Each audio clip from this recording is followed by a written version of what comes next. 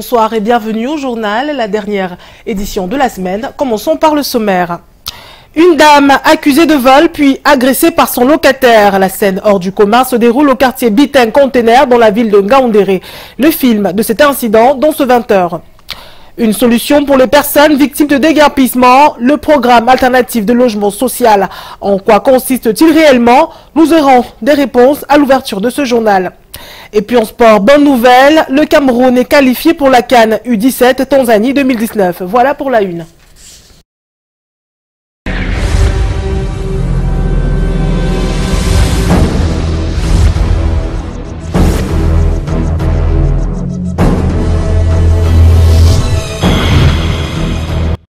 Bienvenue une fois de plus. On ouvre avec cette solution pour les personnes victimes de déguerpissement.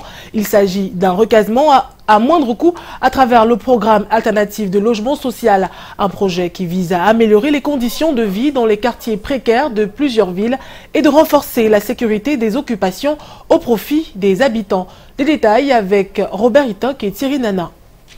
Le nombre de pauvres augmente de 12% entre 2001 et 2014. Selon l'Institut national de la statistique, une forte concentration de pauvres se trouve en milieu urbain avec une tendance haussive depuis 2001.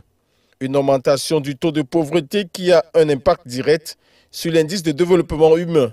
Face à ce constat, l'anarchie et le désordre urbain sont établis en normes avec une recrudescence d'autoconstruction dans des espaces non aménagés, sans accès aux services publics et en général destinés à l'éviction. D'où la nécessité de réfléchir sur l'alternative qui peut permettre à l'État de reloger les personnes victimes de déguerpissement à travers le projet PAL, Programme alternatif de logement social. Nous avons un projet que nous mettons en œuvre qui est le projet PALS, qui veut dire Programme alternatif de logement social. Ce projet vise à démontrer au gouvernement que la société civile peut travailler sur des modèles de logement à moindre coût et les proposer pour adoption ou alors pour validation dans une éventuelle politique nationale de l'habitat pour permettre aux couches qui sont défavorisées, aux couches qui n'ont pas assez de moyens d'accéder à un logement décent, un logement décent. Des modèles intégrés de logements sociaux alternatifs sont ainsi proposés au gouvernement, autorités locales et aux citoyens. De cet atelier, nous pouvons retenir que c'est faisable de réaliser un bâtiment en moins de coûts. En priorité, les régions du centre et du littoral sont les premiers concernés. Vu des idées qu'ils ont conçues pour aider les gens victimes de ces inondations, de ces catastrophes de déguerpissement, bon, ça nous amène vraiment tout droit la joie que si on peut s'intégrer assez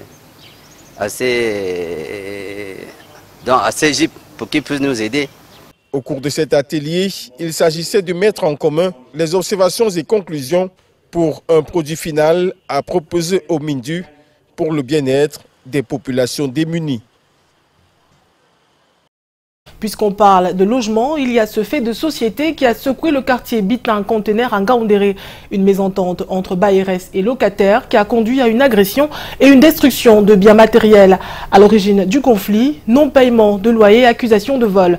Le reportage de notre correspondant Eringele. J'entends PEM. Il sait quoi? Je me suis réveillée. Je me suis levée de mon lit avec la machette en main que c'est encore qui. Jeanne Nanga raconte ici la mésaventure que son locataire vient de lui faire vivre. Je me retrouve que quelqu'un est en train de casser la maison. Il a tout abîmé chez moi avec la hache. Il a une hache en main qu'il est venu me tuer. Il est venu m'abattre parce que j'ai fait entrer les gens chez lui et j'ai volé sa télé parce qu'il ne me payait pas de loyer. Elle doit la vie sauve à ses voisins qui ont fait appel à la sécurité militaire. Au centre de ce quiproquo qui se déroule à Bitin Container en Ngaoundéré, des effets volés chez le locataire pendant son absence. Ce dernier accuse la bailleresse et a voulu se rendre justice aux alentours de 22 h vendredi. Le locataire le plus proche de la dame n'a pas également été épargné. L'impact là a fracturé les vitres de cette porte et de ce côté. Vous voyez même le poignet est cassé. Et j'étais obligé, comme si se faisait intervenir, j'étais obligé de mettre ce carton. Ce contrat de bail de fortune est tout ce qui les lie. Établi le 2 février, le locataire n'a plus jamais payé sa rente une fois les 3 mois d'avance versés, selon la quinquagénaire. Je ne le connaissais pas. Quand il s'est présenté chez moi, il ne s'est pas présenté en militaire, il s'est présenté en civil. C'est après ma demande que j'ai su qu'il était un militaire en tenue travaillant à Tibati. Il est venu habiter chez moi, il n'a payé que 3 mois. Les autres 3 mois, voici le 4e mois qui a commencé, il n'a pas payé. Je ne le voyais même plus chez moi. Donc j'ai essayé de l'appeler, il m'a mis au répondeur. Déjà d'un âge avancé, Dame Nanga et les orphelins laissés par sa défunte fille n'ont que ces maisons comme source de revenus. Le locataire a quant à lui vidé sa demeure et est parti sans solder ses aérés. Autre fait d'actualité, plus de 4000 producteurs agro-pastoraux à financer d'ici 2022. C'est le pari de la pérennisation des acquis que veut faire le PCP ACFA, lancé ce mois à Ngaoundéré dans la Damawa. Ce projet ambitionne d'investir au-delà des 2 milliards de nos francs consentis durant les 2 premières phases de ce programme. Le compte rendu de Ringele.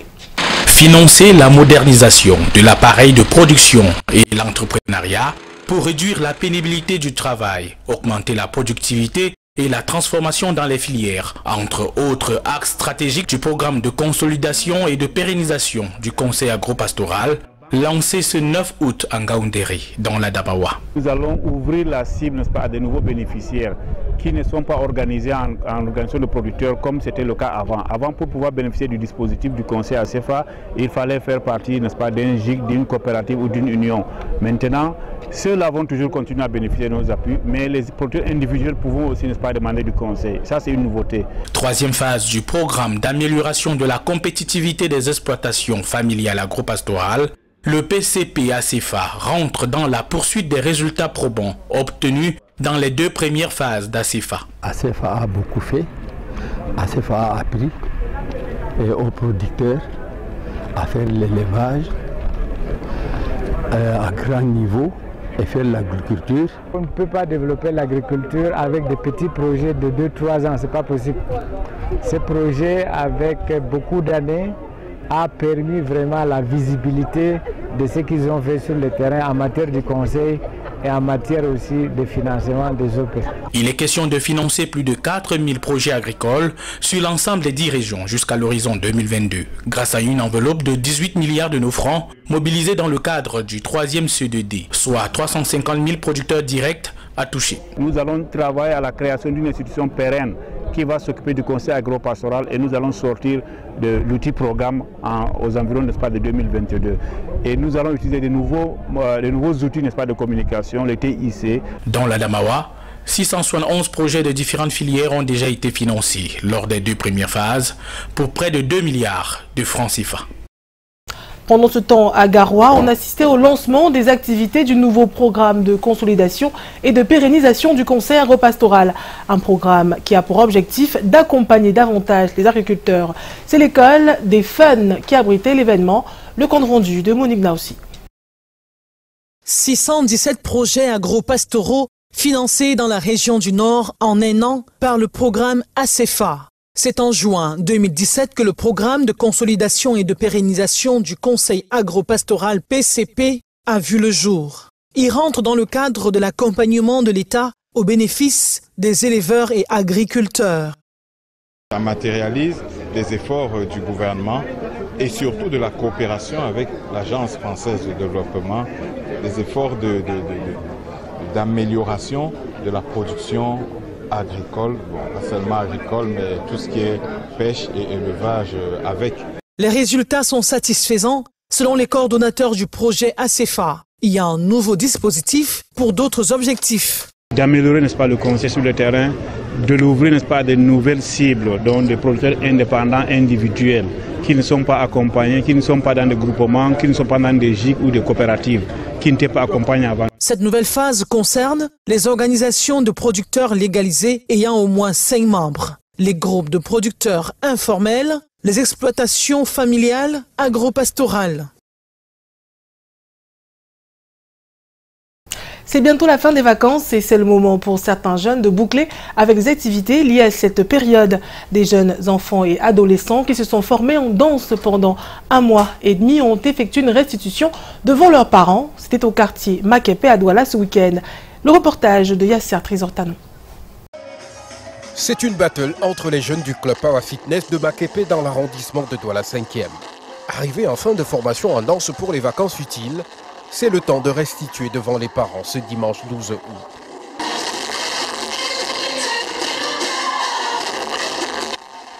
Les chorégraphies sont impressionnantes. Chez les tout petits, ceux qui dansent dans les temps et d'autres en contretemps. Tous les rythmes sont visités dans une harmonie.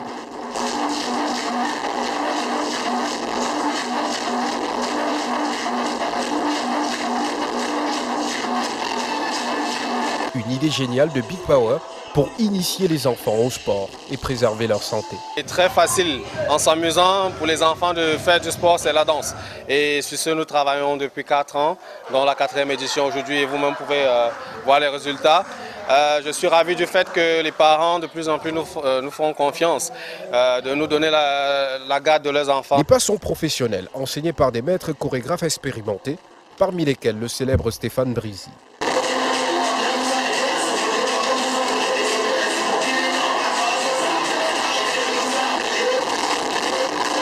Vous savez, c'est les enfants.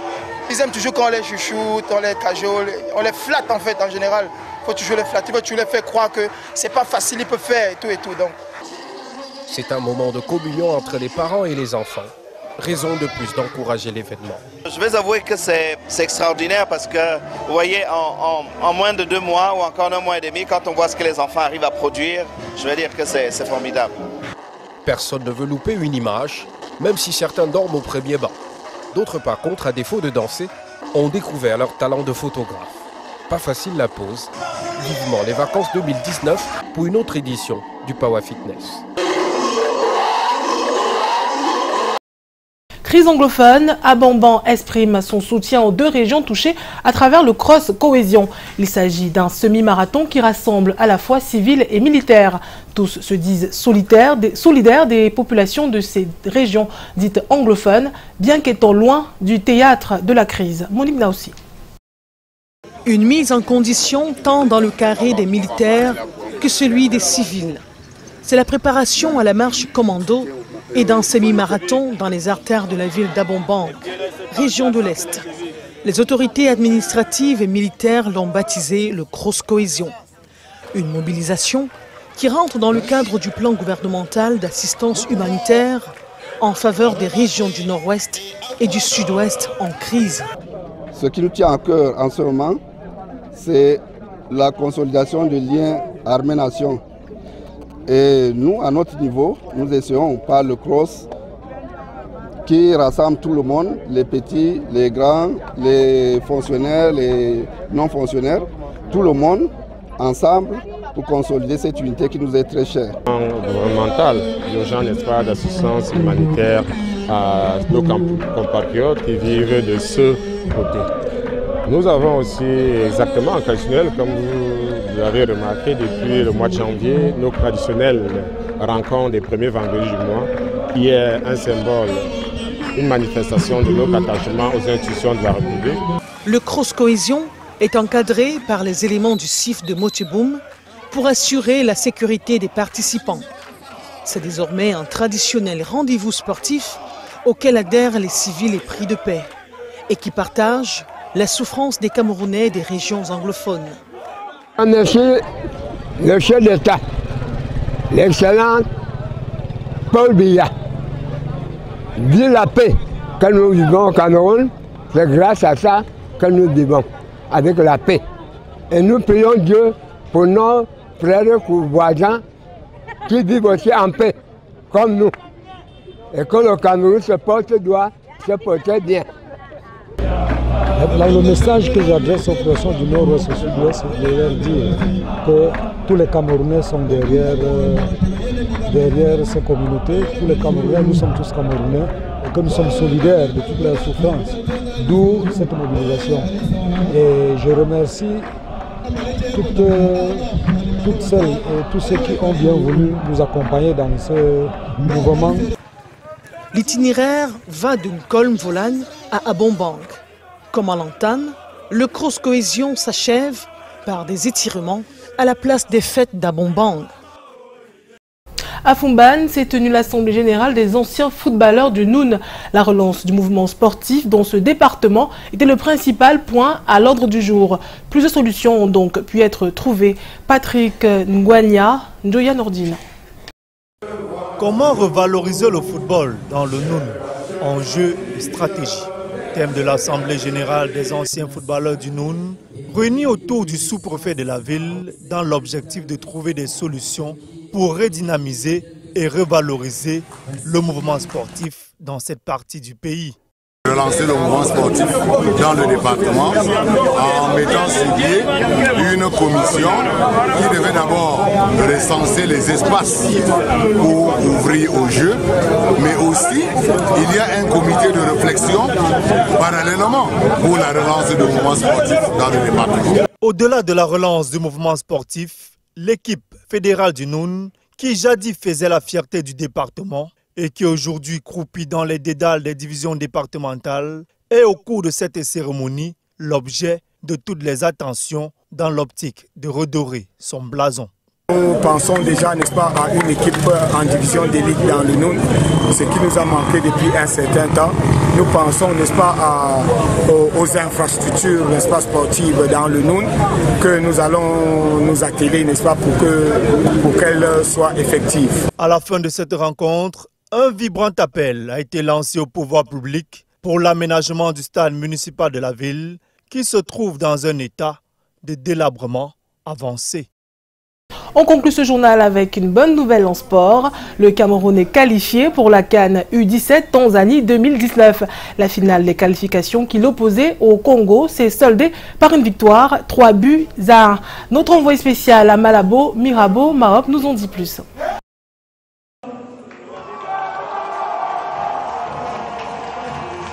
C'est fait, le Cameroun représentera l'Afrique centrale à la prochaine Coupe d'Afrique des Nations des moins de 17 ans. Les Lions cadets ont remporté le tournoi de qualification à Malabo en dominant le Congo 3-1. Habitués à des démarrages en fanfare, les bébés Lions ont dû patienter jusqu'à la 35e minute pour trouver le chemin des filets.